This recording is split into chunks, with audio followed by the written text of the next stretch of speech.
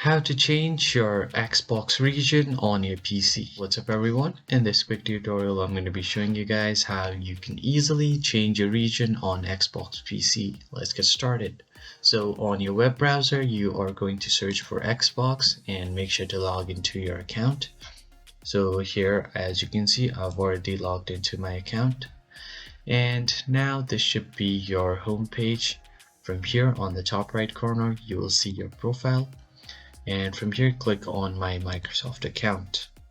Now it will open up your account, and once your account is open, on the left side of your screen you can see different tabs. Just head over to your info and it will show you your current region. Now all you have to do is change your region on your Microsoft account, since your Microsoft account and your xBox account are tied up. So just click on edit profile info, and from here you'll have to verify yourself, so just quickly enter your password, and once you have entered your password click on sign in, and now you should be able to continue with your region change.